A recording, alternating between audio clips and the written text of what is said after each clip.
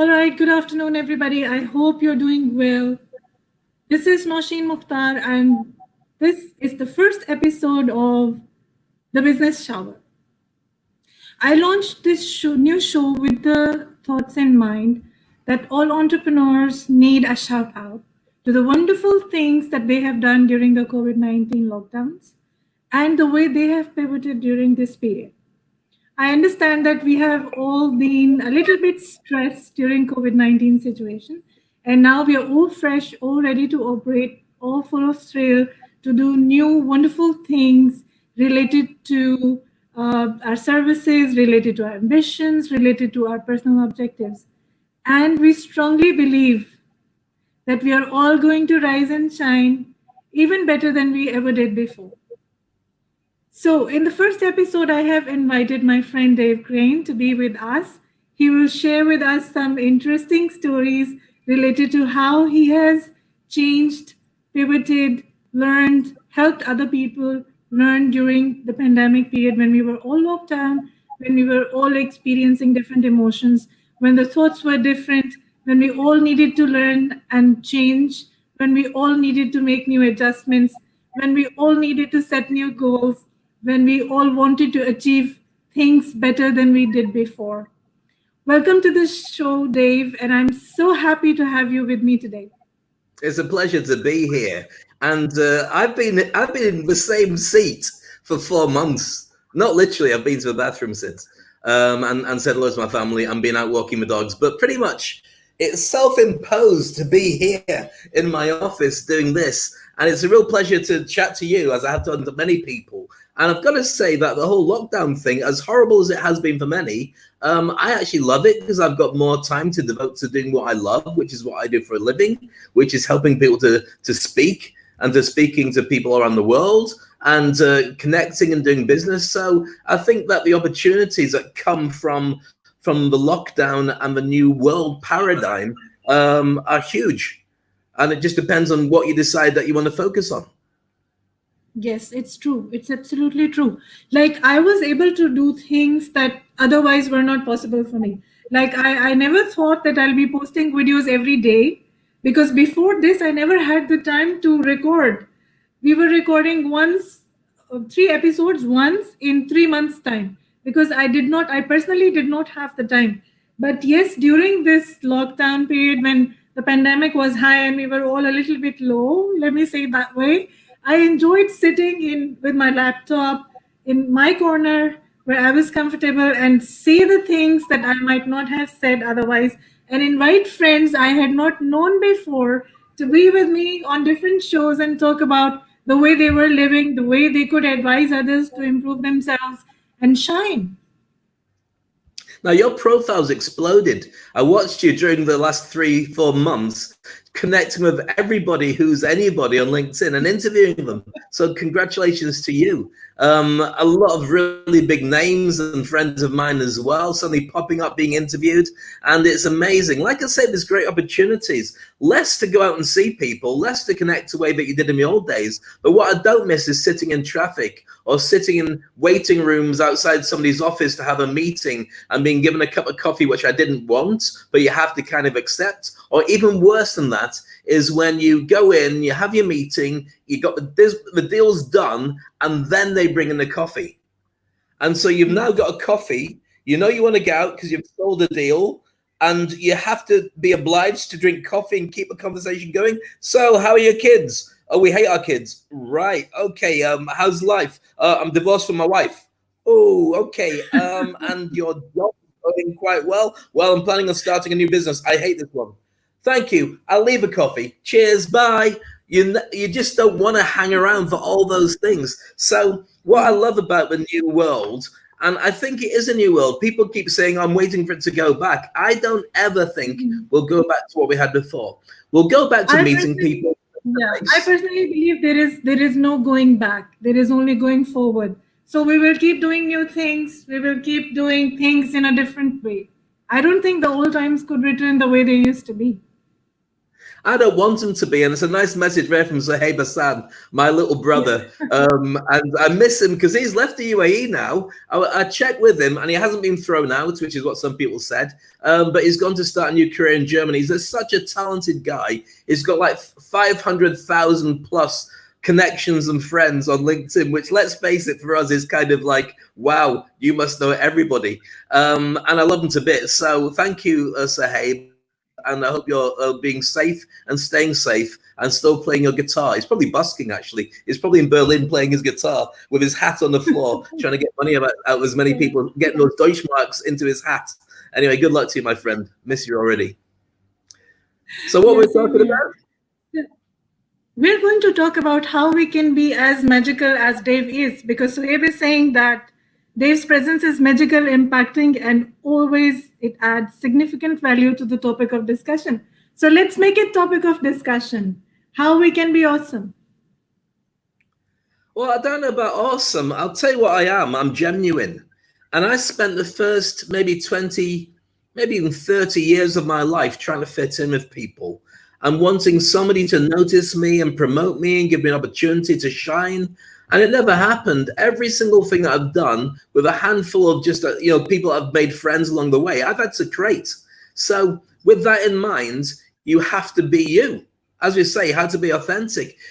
Everyone else is taken, so be the best version of you. And that means sometimes you've got to have a really thick skin because people, I don't think people are naturally bad. I think people are just people, but everyone's like in a big swimming pool trying to stay afloat. And especially now with Yeah. pandemic times, because we've got an issue we should talk about a little later, which is about the growing second pandemic of mental health, which is a really big issue. People who are emotionally and mentally fatigued, desperate, scared, stuck on their own, feeling isolated, and wondering how I do this next. Now, I went through a ton of those kind of things on my growing up. So I find that being in lockdown, I've already got my own bubble around me of the world that I've created. So I've got my beautiful wife, Aziza. Almost forgot her name then. Should never forget your wife's name when you're on a live broadcast.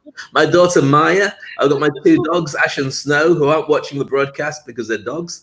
And so, with the exception of friends who I can connect with and see online like this, I've got everything I need apart from access to my parents who are stuck in the UK and in lockdown as well. And so I've been pretty happy.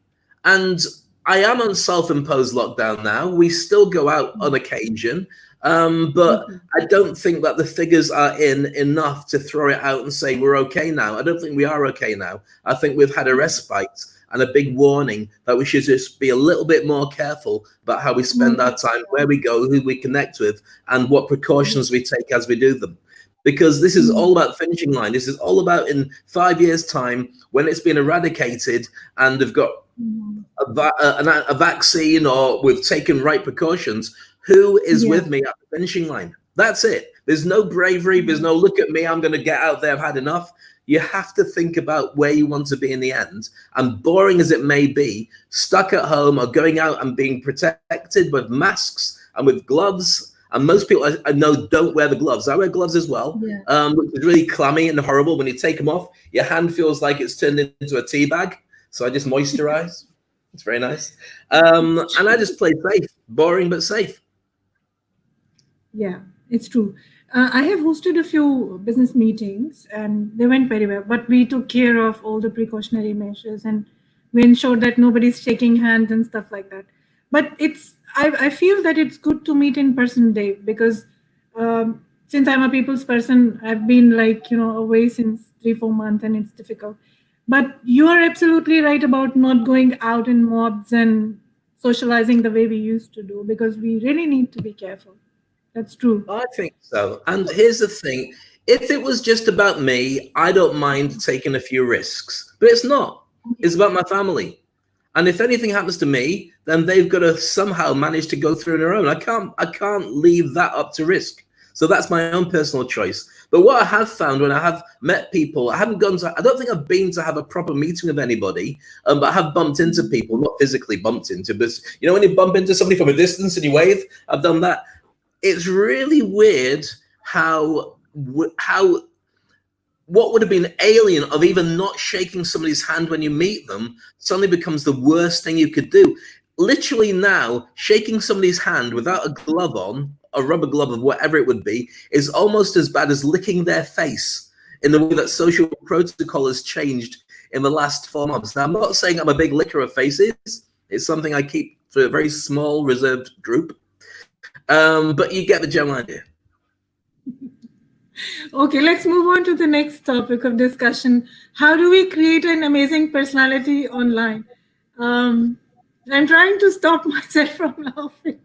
You're allowed to So, laugh. how do we create an online awesome personality, Dave? I know we have to be authentic, we have to be ourselves, and we have to Well, do things in our own way. But what are other ways in which we can do that?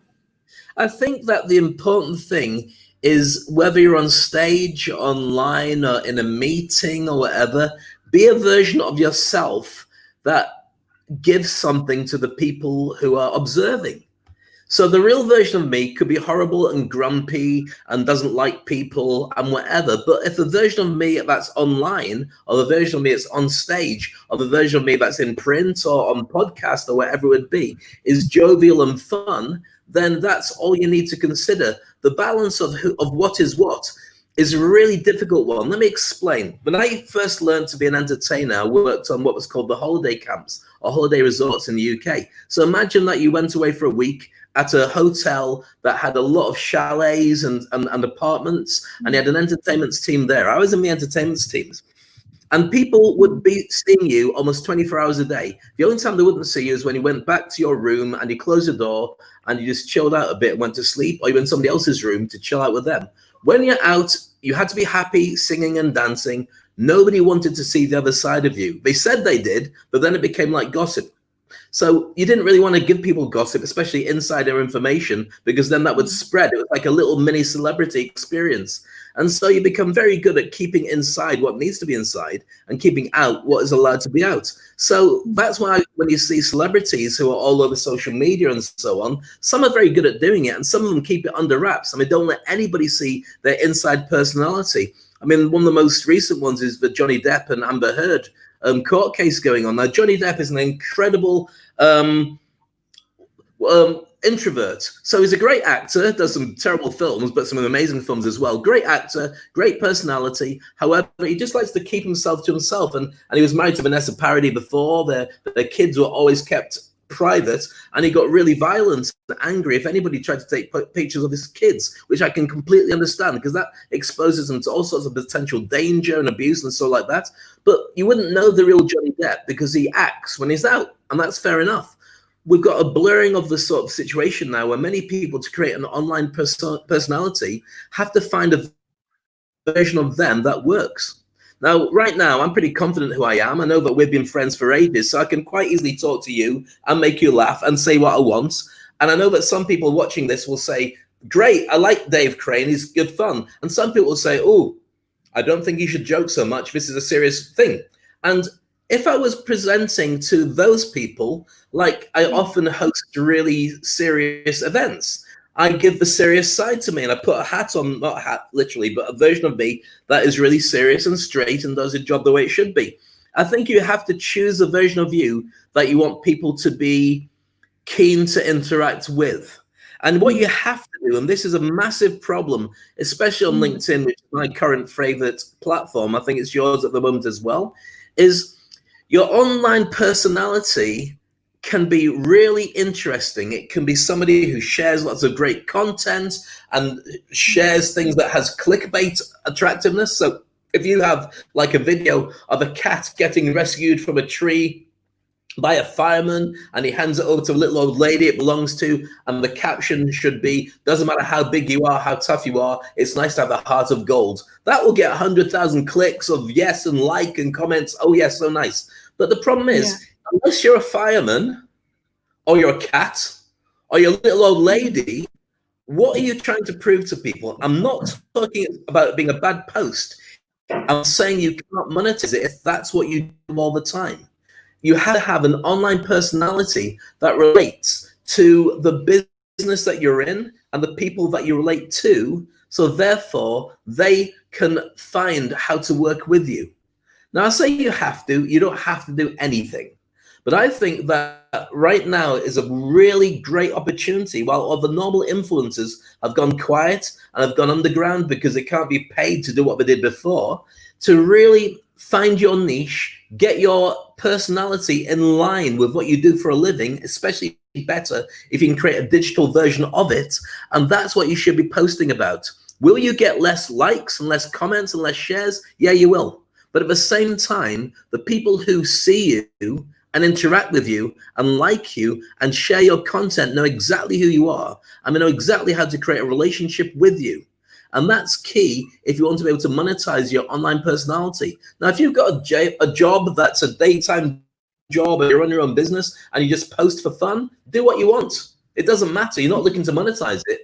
But I think that nowadays we have a huge opportunity to get a combination of what you Yes. online do, what target market wants. Not everybody. You don't want to be friends to everybody. Well, you can if you want, but I don't. But the people that you want to relate to, if you get all that worked out, then they will hire your services, buy your stuff, share you, talk about you, and even if you don't meet them, they've got a relationship that they know when they tap on your picture or your video, they know they're going to get more of the same. And that's what you should be doing with your online personality. Does that make sense? I have been, yeah, I've been seeing a lot of sameness in the kind of content people have been creating. Like too many things, just the same, everybody repeating the same kinds of tips.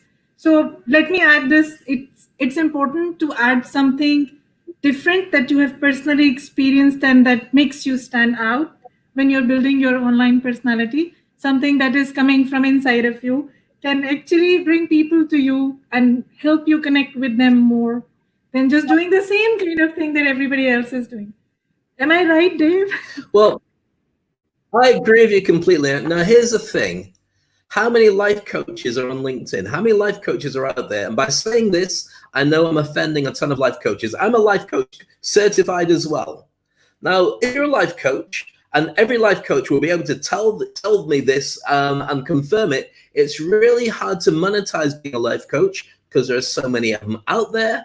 And to get your certification, you have to do on average about 100 hours for free of coaching. Now, here's a challenge with that. If you're doing 100 hours for free and everyone else is doing 100 hours for free, nobody needs to pay for your services unless you've really positioned yourself and your brand at the really highest level, or you loves you and sees you at the really highest level. I hope we're still broadcasting now because I think we keep blipping in and out. So if we have blip, so if you're a life coach, yeah, Your all voice about is breaking, loveness Dave. and the importance of empathy and all that. Does that mean that Ah, I cannot hear Dave.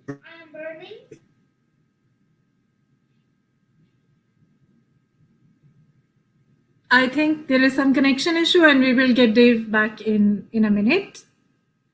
But he's absolutely right about being same persona, same kind of people in larger number on social media, and it's difficult for us to see who stands out and how that person stands out. I think sometimes it happens that people adopt the same kind of strategy because they feel that it's working for somebody. It might work for them as well, but again, I personally believe that it's important for us to do something different, something that is exclusively ours, because that will help other people connect with us more strongly and stay with us for long. Yes, I know we lost Dave and we will get him just in a few minutes. There was some, I think, internet issue. It slowed down. We lost his voice, and I'm just waiting for him to rejoin. And as soon as he does, we will definitely hear something amazing from him. All right, he's coming. I can see him just loading up. are you there? Can you Hello, hear welcome me? back again. I should be there. Hello, hello, hello. Yes, yes, we got you, Dave. Thank you for joining us again. Are you there? Yes, can you hear Hello. me? Can you hear me? Yes, we can hear you. Can you hear me? Hello, hello. Let me text him. I'm losing you. Is it Tough connection.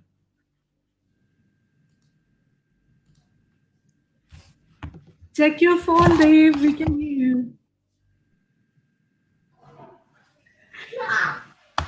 Hello, hello, hello. Hello, hello, hello. Can you hear me? Oh, we lost him again. Let me give him a call and get him back.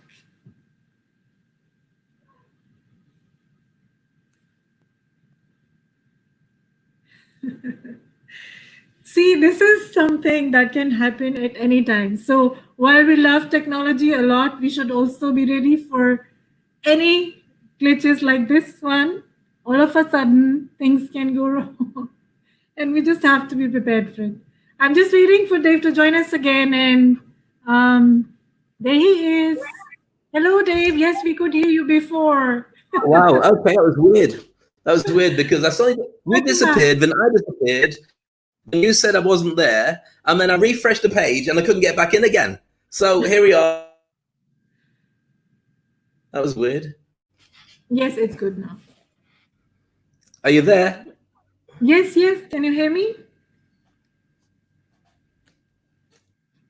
Hello. Hello, hello, hello. There we go. Can you hear me okay? I can hear you fine. Okay. Yes, same here. It's good. It's good. But you're frozen in front of me. Okay. I think it must be your hotel internet. Yeah, but usually hotel internet works fine. Can you hear me now? Yes, yes, I can hear you very well. It's going perfectly fine. From my side, good. Well, fine. Like we can hear you. I'm on very expensive.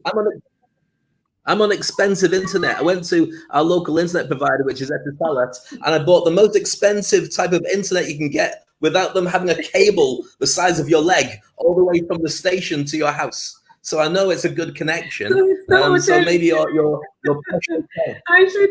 Yes, you're right. I should give them a call and tell them your internet. No, don't say that. Never say that. The internet is fantastic. You just got to pay for it. That's all. So I was whittering on. I was talking about life coaches, and then I suddenly disappeared. Do you remember where I was?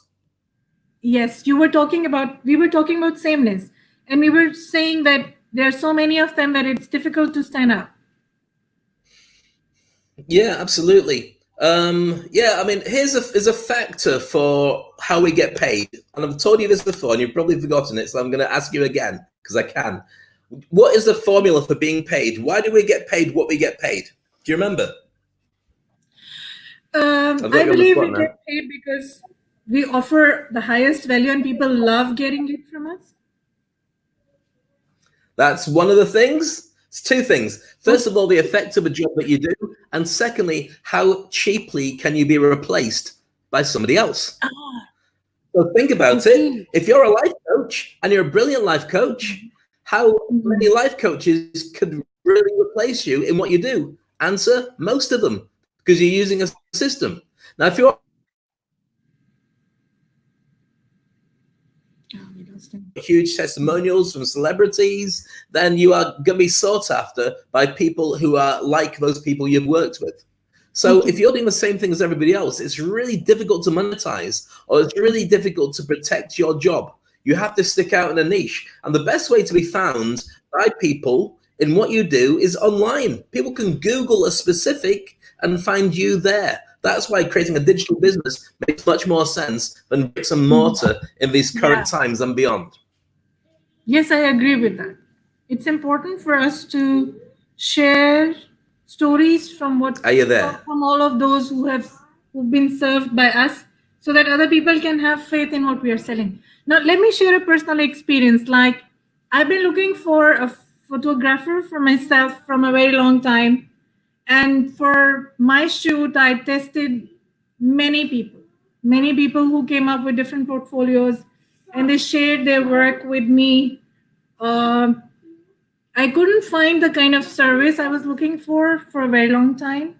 I waited until I found the right person, until somebody showed me a portfolio that resonated with the kind of image I wanted to build. And I opted, and I'm very happy with my choice. I picked up a person who's really capable of doing what I want. Somebody who can provide me excellent services in a reasonable price. So yes, I agree with Dave when he says that how easily replaceable we are and how easily affordable our services are matters a lot. Welcome back, Dave. Keep doing Good this. to I have keep you with me.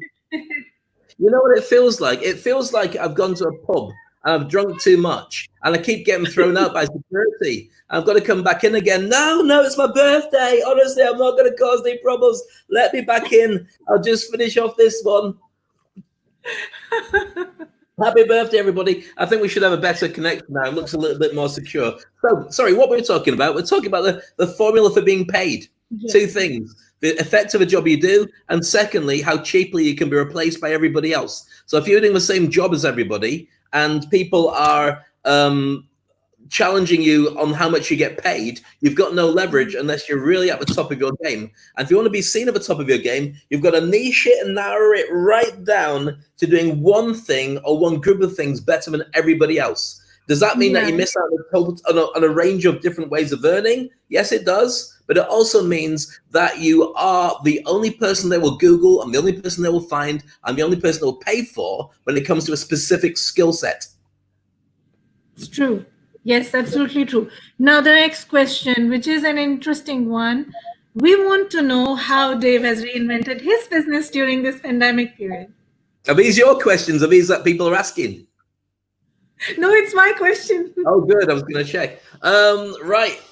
How have I reinvented my business? Well, remember what I did before the lockdown. I mean, many people don't know it, but I'm actually a hypnotherapist and stage hypnotist, as well as a life coach and business coach. And one thing that I do normally is I host big events. I speak on stage all around the world at conferences as a keynote speaker and host.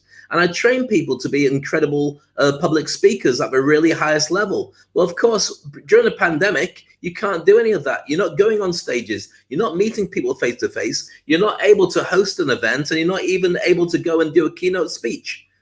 But you are, but it's online.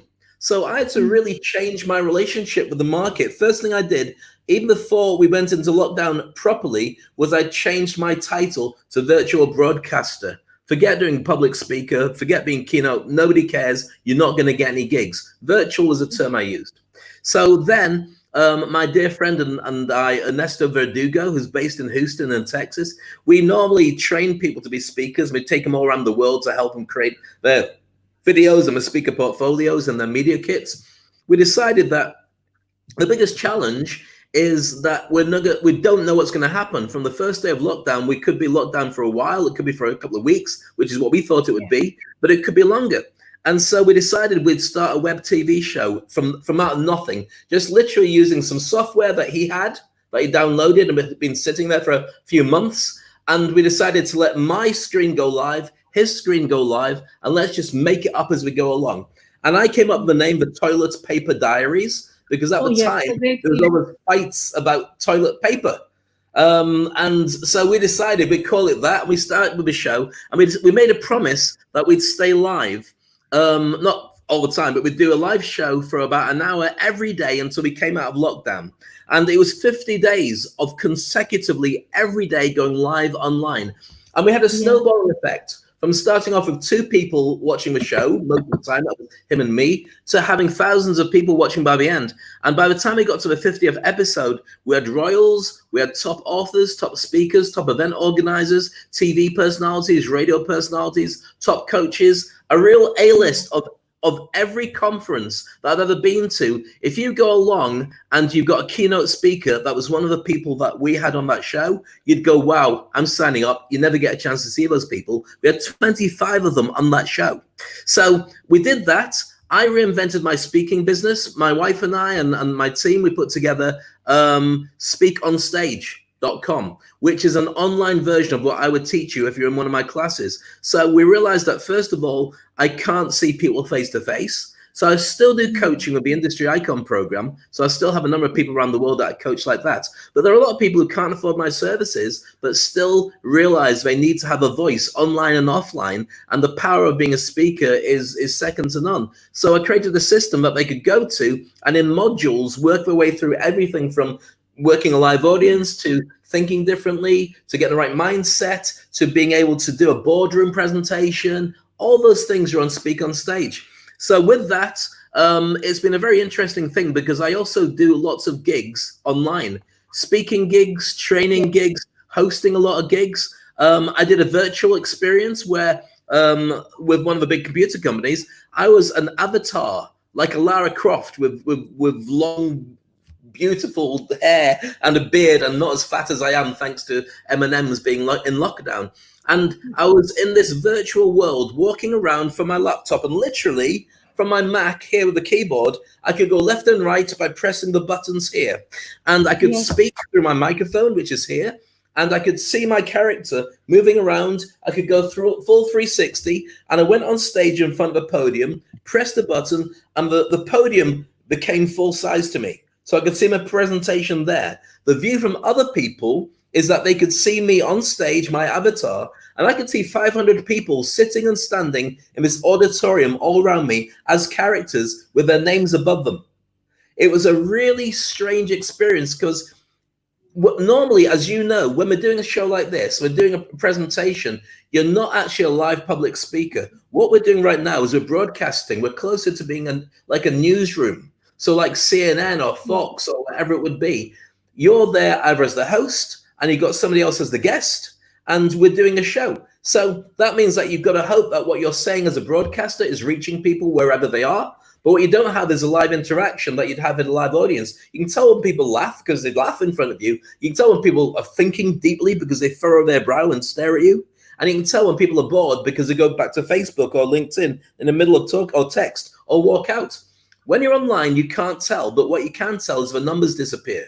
And this has been a massive problem across the board because there are a lot of very talented speakers out here across the world, and most of them are awful when it comes to going online. This is boring. And so you've had this massive, thanks to Rohit, by the way, love you as well, Rohit.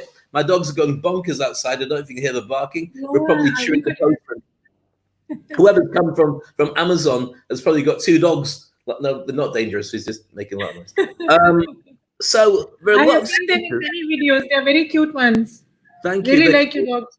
They're cute and they're massive. And they're not meant to be stuck in a house for 4 days, or for 4 months. I remember when we had the actual quarantine lockdown. Do you remember where we couldn't leave the house at all in Dubai? And the government turned around and said, right, we got on full quarantine. We're gonna make sure that nothing else gets out, and we're gonna keep an eye on it and really lock down. And they did a great job for about 3 weeks, and then we had about half a day off, and then it went for another 2 weeks, I think it was. In the real time when everyone was going crazy, they basically were cleaning the streets, doing everything to reduce it right down, and they did an incredible job. But for my dogs, I couldn't even take them out for a walk, and they were not happy.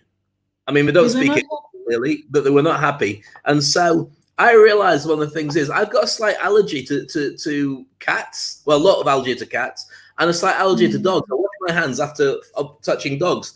And I love my dogs and I can kind of deal with it. But when you're stuck in the house, and whenever you're working like here in my office, my dogs just sit on my legs. So I started sneezing all the time, and I realized my allergy includes my dogs. So I had to get tablets and just limit the amount of time I spend with them, if that's possible, when they're in your face. It's a bit like the amount of people who are filing for divorce after being in lockdown. That's amazing, isn't it? Have you seen the stats on that? So many people. There you go. So you're my partner. I hate you. I only ever liked you when you were drunk and you were easy. But across the world, that's kind of what's happening. And the opposite is for us. We're really close as a family. It's been an amazing opportunity. And it's been a great opportunity to connect with friends and make new friends and do business without any of the BS. I have regular meetings with people from across the globe. And literally, one of the things I love about it, and I teach people digital stagecraft as well, how to be a virtual personality, which is different from doing the normal stuff. I mean, how many people do you know when you see them, especially at a conference, and they've got, I think it's a IBM computer where the camera is down at the bottom next to the keyboard. So when somebody's actually speaking on it, you can see up their nose. And so what you have to do as a speaker is you have to put your laptop, if you got one of those, put your laptop on on books or something, or on a cushion, so it raises up the camera, so therefore people aren't staring up your nose. But if you don't know that, you never do it. So I've watched some people who are like the most learned scientists, some of the experts on 5G technology, and you're just looking up their nose and thinking, I really don't want to be here. I don't care how interesting it is. Nobody should be subjected to this.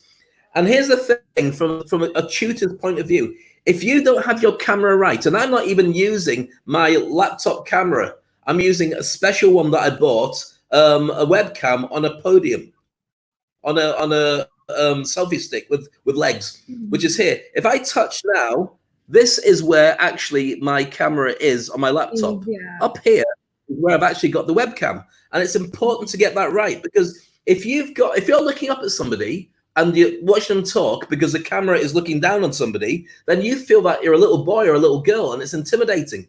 If you're looking down on somebody, then you start to feel you're superior. Now, the only way it works is what you and I are doing. We have our cameras at equal level, so it doesn't feel intimidating. It just feels great. So that's and our noses at the right size. Yeah, exactly. We got some great comments coming up from people, by the way. Anastasia Popova, nice to see you.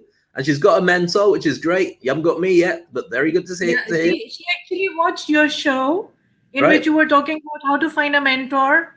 And she thinks that it's her favorite episode because she got a mentor through it. Yeah. So you're doing a great job, Dave. Yes. We're here to serve. You've received a lot of compliments from Rohit. He says that he still watches the motivational videos with ash and snow in them. I watch them too. They're beautiful. I watch them on Instagram, and I really love watching you there. Early in the morning with your dogs. It's amazing.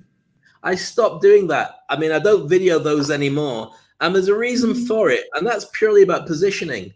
I mean, it really depends on how you want to get people to perceive how you are. And so for me, it was very simple. I didn't want to be that available every single day. So I stopped walking my dogs and doing Instagram and LinkedIn videos live. I wanted to make sure that I was positioned differently. And that's why my video style has changed significantly. But I do have something coming very soon, which people will like. I've got a brand new show launching in the next week or so called Speak on Stage. It will be live, and it will be from this, well, I say from this studio. I'm going to be changing. I've been told by the wife, you can't do it, and that looks too much of a mess. I said, it looks cool. I've got the screen behind me. It's quite clear. I'm writing stuff on the board here and here. She said, yeah, but you can see where you keep your biscuits. And you can. I've got biscuits behind there. I've got biscuits here. As you can see, biscuits are my friends. So I may be reinventing the whole place. I may redecorate the place to make it look like a proper broadcast studio, or as proper as I get. Anyway, it'd be rather cool. So the new show is going to give away very useful advice related to speaking. It is. It's Speak on Stage. So it's going to be about the ability to get yourself onto better stages, to create marketing for your business and be able to position yourself the right way. It's only going to be about 10 minutes every day. I don't want to do it for too long, literally, because I don't want to overstay the welcome. I want it to be something that people sit down with a coffee for. It's going to be at 10 o'clock every morning. And I'm not sure if I'm going to go weekdays, because the weekdays are different depending which country you're in. So, for instance, in the UAE, your normal work week is Sunday through to Thursday.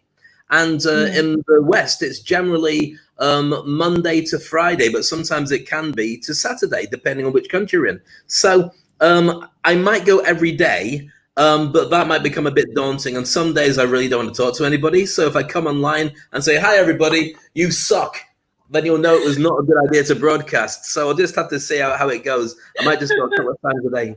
Yeah. No, it's very difficult to manage broadcasting every day because there is so much to do. And I'm sure you're very busy. So I believe that your audience even understands that it will be very challenging if you're doing it every day. Yes, but I'm keeping it to 10 minutes because the thing is, I think it's important. Right now, there are a lot of people who are lost. A lot more than you'd think. Amongst the close friends that we have, there's a ton of people who we know are doing all right and financially be doing all right, but somewhere there's a gap where they feel really scared of the pandemic, or really lonely, or really isolated because they can't get out and just socialize in a group and go out and spend quality time and go to barbecues and so on. So the Toilet Paper Diaries has been deliberately there to help people as much as possible. I feel that with what I'm doing, I want to be able to help people that little bit more. And I feel that because so many people have a fear of public speaking, the ability to communicate, to find your inner voice, your mindset, and get it right is key to almost every part of marketing for your business. So I want to be able to concentrate on that. Now, we've got a ton of questions coming through. Do you want me to have a look at some of them? Yes, we have. Okay. So Anastasia is asking, do you feel, are you still able to create repeat interest when you coach online? Of course. Well, if not, then I don't get paid. Here's a question for you, Anastasia. Do you feel that if I was talking to you like this and we were spending quality time, just the two of us, that sounds romantic, but just the two of us talking like this, do you feel that I would be able to pinpoint the things that you need to work on, the things you need to improve? The answer is yes, and it's very intimate and it's very simple, and I can spend and devote more time. I think also that because of the nature of going online, you can get a lot more across. I think there's a fatigue that kicks in if you go longer than about 90 minutes with anybody. After about 90 minutes, you're like, okay, thanks, that's brilliant. Yeah, can I just go? Do you mind if I just go?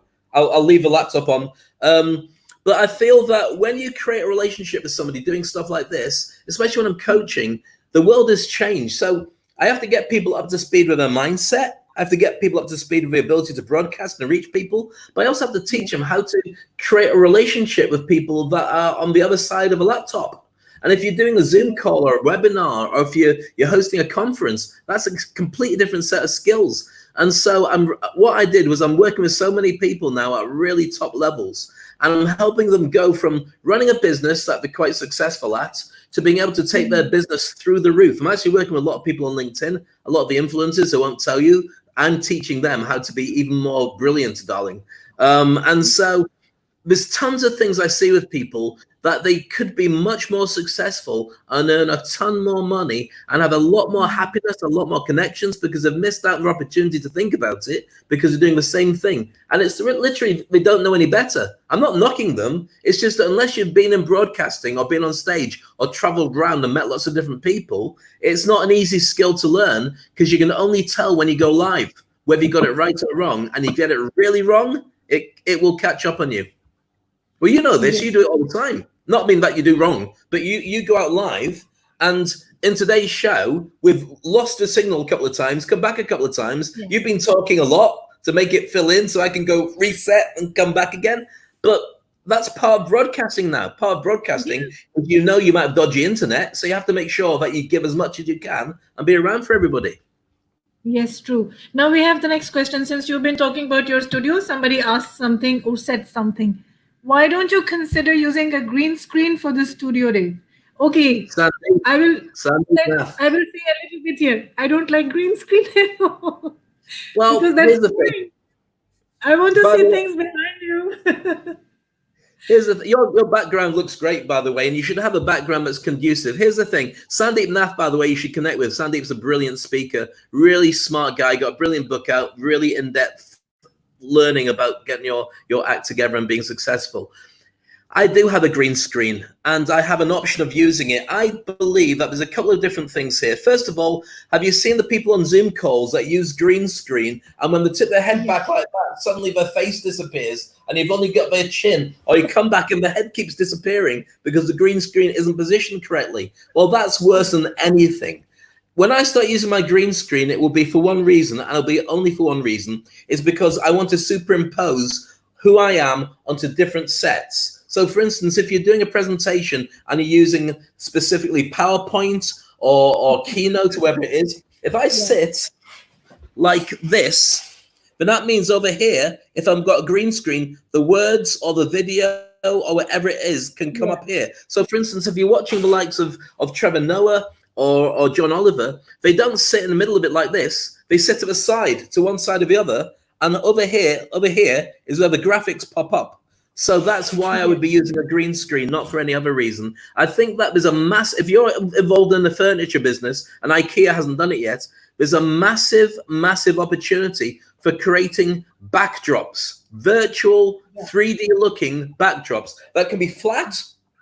They look like the shelves. It look like there's a window with a farm outside. It could be anything. And you either stick it up and you put some little cardboard bits on it, but it looks fantastic because so many people do this session when they just have a wall behind them, or they have a load of crappy stuff that they've hidden, and their home office is in the middle of a blooming store cupboard, and it looks pathetic and it looks really bad about your brand. Like it or not, it's just the way it is. And so I think that as things get more sophisticated, because this is fresh, this is like 3-4 months of having the etiquette, people will. There is some disruption again. Okay.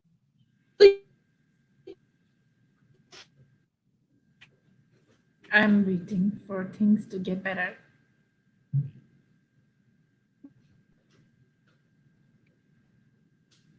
Okay, all right. A lot of people have been sending wonderful comments. Thank you so much. We love all your input and your communication. We appreciate you are with us. I'm just waiting for Dave to get back. Hello, Dave. Can you hear us? For me, your side of the screen is just frozen. Oh yes, now it's better. Welcome back again.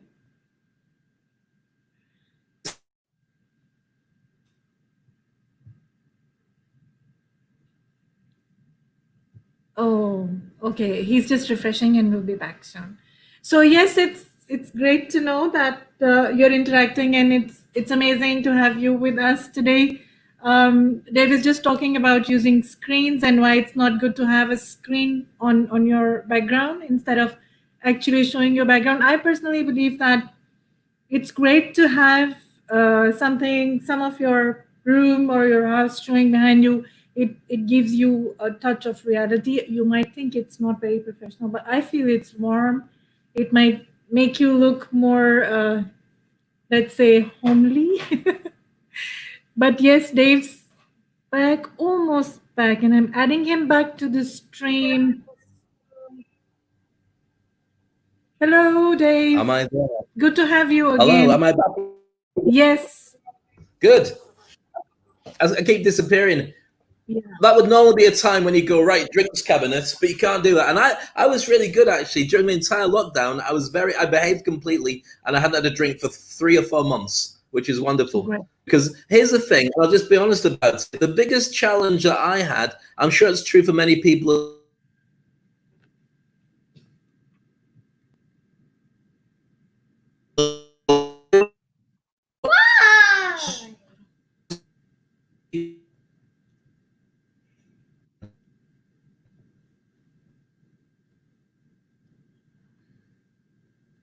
I think we've lost Dave again, and he will be back in a few minutes.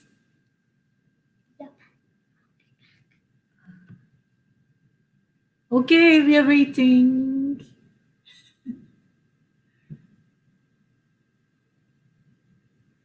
So, hello, Dave. Can you hear me?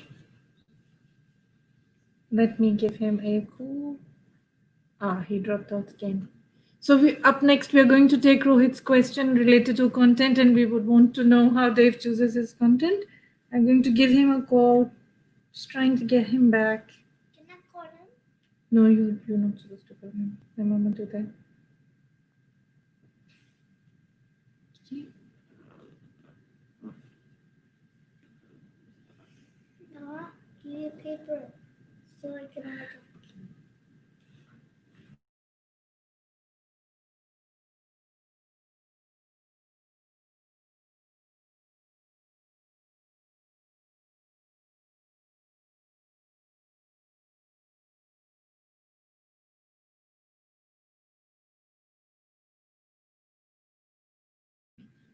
Hello, Brock is with me. He wants to say hello to everybody. You know, Brock and Mama are on a staycation, and we are having some quality time. Yeah. Brock is going to be a YouTuber very soon. We are planning some great content with Brock. Wait, what is YouTuber? Like, you will have your show on YouTube. Remember we talked about it? So, till Dave comes YouTuber? back. Till Dave's coming back, we have Brock, and we can say hello. Yeah. Now it's stuck. These days, Brock is playing Minecraft a lot. But it's in my phone. I know it's in your phone. But it's so not. do you enjoy Yeah. playing Minecraft? Yeah. Also, Okay. also one more thing. One more. What is the one more thing? I play a new zombie game. Okay, which is the new zombie game? I played very awesome on levels. Okay. 18th guns, but I cannot. Mhm. There is no 18th number No 18th number. Okay. in the laptop. All right. Oh, we are just going to have Deepak with us. Thank you, Burak. Thank you so much. Now you can go. Come Yeah. on. I'm hungry. Oh, we will get food in a few minutes. Let Mama finish the show. Okay, but Pizza Hut. Okay, Pizza Hut. Go now. Wow, that's the thing. Working at home, you see, working with the family. It's real life. It's been a pleasure. Sorry. We were talking to Burak. Yeah, wonderful. Did he go swimming or did he not? Not yet. I think after finishing, I will take him with me. That's mummy duties. Oh my goodness, that's fantastic. Yeah, I mean, here's the thing. There's always a challenge. Sometimes the internet disappears. Sometimes, your family comes in. Sometimes you're not in the mood. I think that if anything, it's brought people closer together. I love the way that people are able to interact with each other, and there's a lot more honesty. I felt that there was a ton of empathy at the beginning of the lockdown that brought the world closer. But I get the feeling that people have just turned really, there's a phrase I don't want to say because it gets offensive. It's become really bitchy, and really some people are using the opportunity to be horrible. And I feel this, and the news reflects it. And I really did hope that the climate changes would start to happen and the people changes would start to happen at the same time. But it feels like people haven't learned their lesson. And I hate to think they'd have to go through more before they could actually learn this thing. But we'll have to see. We'll have to see. Yes. Okay, we have another question from Rohit. He says, how do you decide on the content, Dave? Well, for the toilet paper diary? The Toilet Paper Diaries, Ernesto and I spend, you wouldn't believe, we do 3 shows a week, and we spend probably about 5 days a week working on it. That includes researching the shows before they go out, editing the shows to chop them up into social media, and creating relationship that we do with the many people that we connect with. It's a real full-time job, even only doing 3 shows a week. But the content, as you can probably guess, Rohit, is online. Go to Google and just look it up. So we spend a lot of time researching. He does the Monday show generally. I'll do the Wednesday show, and then when we do the Fast Forward show, which is a secret show that we do for only people who join the Fast Forward group on Facebook, then we do a deep dive, and it's about 2 hours, sometimes 2.5 hours of the best content we could possibly think of, really in depth. So how to launch a YouTube channel and how to SEO your videos and use thumbnails and make sure that your video starts going viral the minute you post it and all things like that, which you don't get anywhere else. So there's a ton of hard work that goes into it, but we believe it's worth it. We're probably going to take a break, actually. We've got projects we're working on in the next couple of weeks. So we're kind of talking about taking a couple of weeks off and then coming back with season 3. But I mean, that's a challenge that's hit so many of the big guys on late night talk shows. I mean, all they've had to talk about, the likes of Trevor Noah and Stephen Colbert and Jimmy Kimmel and Jimmy Fallon, who are brilliant at what we do, John Oliver and so on, Hassan Minhaj, is apart from talking about Trump, talking about politics, coronavirus and a recession, they're not really that funny once you've been through them every single day. And I think for a lot of people, late night talk show hosts have run out of content or become exhausted on it.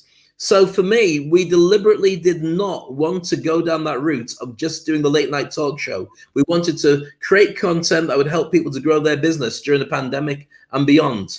And so that's what we have done. And Ernesto and I, is a lovely compliment there from Anastasia saying about Ernesto's being charismatic. He's a sweetheart. And I love him to bits. He's like my brother. And the thing is, all the stuff that we do because we genuinely love it. If we didn't care for each other so much, we wouldn't do the show. I mean, we've got our families, and we've got our pressures and all the rest of it. And we don't get paid doing the show at all. We do it purely to give people the opportunity. It's our CSR. It's our way of helping people who around the world are in lockdown wondering, how do I deal with this? because nothing else you see on the news media tells you how to fix this.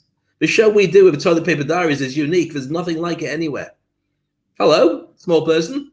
There you go, Barack. I think he wants to get fed or go swimming or something like that. He wants to go and have pizza now, so we will be winding up. Thank you so much, Dave. I really enjoyed my conversation with you. You are amazing as always.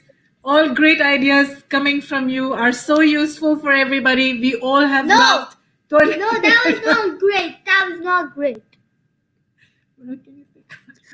Wow, challenging critic already. There you go. But yeah, I will leave you with that. Everybody wants pizza now. So I'll get going. Thank you so much for being with me today, Dave. It's an Thank honor you. to start this show with you.